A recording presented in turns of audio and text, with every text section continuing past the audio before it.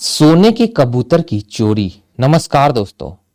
ठंड का मौसम था, कड़ाके की ठंड पड़ रही थी। बाग हरियाली से लहलहा रहा था। तभी बादशाह अकबर ने बाग में दरबार लगाने का आदेश दिया।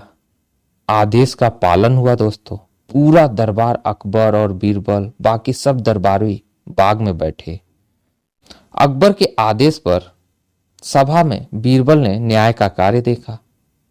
कई लोगों की न्याय याचिकाएं पढ़ी गई, जिनका बीरबल ने अपनी सूझबूझ से न्याय किया। लगभग सारी याचिकाएं पढ़ी गई। न्याय के इस कार्य में कई घंटे बीत गए। थोड़ी देर बाद दरबार में एक व्यापारी आया। उसने चोरी की अर्जी लगाई थी। उसने कहा, एक बार वह दिल्ली गया था। वहां उसने एक कबूतर देखा। उसके पंख सोने के थे।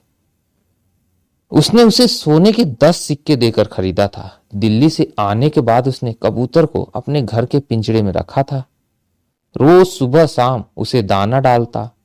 उस रात को उसने दाना डाला और अगले दिन उसे बाहर जाना था, इसलिए उसने यह कार्य घर के नौकरों को सौंप दिया। जब वो वापस आया तो कबूतर पिंजरे में नहीं था।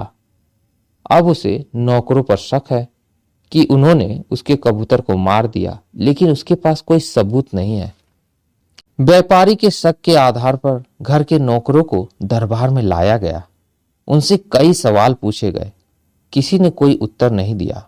समझना मुश्किल था कि कबूतर को किसने गायब किया।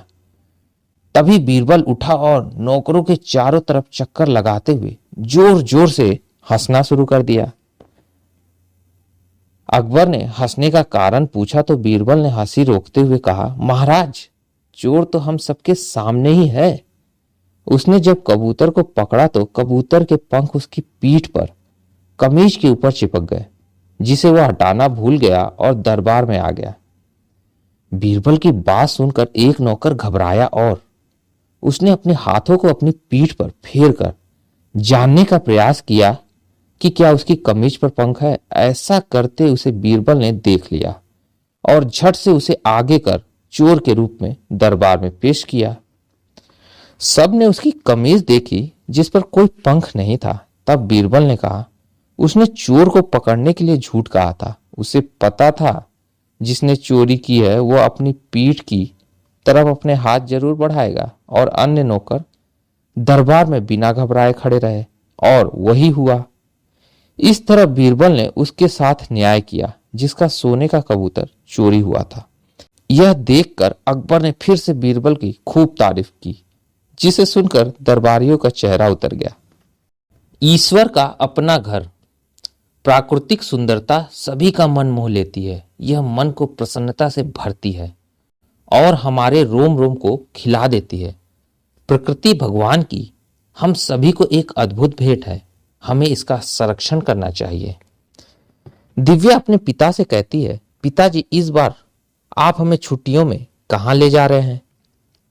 विपिन कहता है, इस बार हम फिर से मनाली जाएंगे। मुझे वहां के ऊंचे ऊंचे पहाड़ बहुत सुंदर लगते हैं। तब उनके पिताजी उनसे कहते हैं, इस बार हम केरल जाएंगे। तुम्हें पता है, केरल इतना सुंदर स्थान है कि इसे गॉड ऑफ कंट्री अर्थात ईश्वर का घर नाम से जाना जाता है, पुकारा जाता है।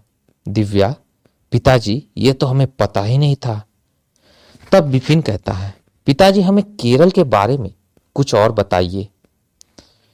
तब उनके पिताजी उनसे कहते हैं, केरल में सुंदर सुंदर पर्वत तो आकर्षक समुद्र तट भी है, तीर्थ स्थान है तो फैले हुए जंगल भी हैं। तब विपिन कहता है, अच्छा पिताजी, यहाँ का सबसे अच्छा बीच, समुद्री किनारा कौन सा है? तब उसके पिता कहते हैं, केरल के तिरुवनंतपुरम जिले में स्थित कोवलम अपने खूबसूरत बीच और ताड़ के ऊंचे ऊंचे पेड़ों के लिए बहुत प्रसिद्ध है। इन बीचों को विश्व के सबसे दर्शनीय बीचों में गिना जाता है। दिव्या, पिताजी सुना है केरल में नीले सागर की लहरें देखने के लिए दूर दूर से पर्यटक चले आते हैं। उनके पिताजी कहते हैं कि तुमने बिल्कुल ठीक सुना है। तुम्हें पता है, केरल के कप्पड़ स्थान पर 1498 ई में वास्को डिगामा आया था। कप्पड़ में कई आयुर्वेदिक। पिताजी, फिर इस बार तो हम केरल ही घूमने जाएंगे। दिव्या, पिताजी यहाँ के मसाले भी बहुत खुशबूदार होते हैं।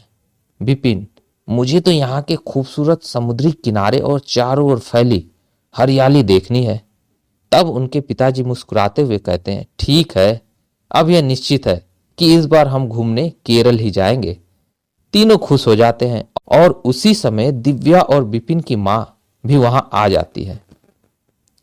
तो दोस्तों, यह थी कहानी ईश्वर का अपना घर। उम्मीद है कहानी आपको पसंद आई हो। पसंद आई हो तो लाइक और सब्सक्राइब जरूर कीजिएगा। मिलते हैं अगली कहानी में, तब तक के लिए धन्यवाद।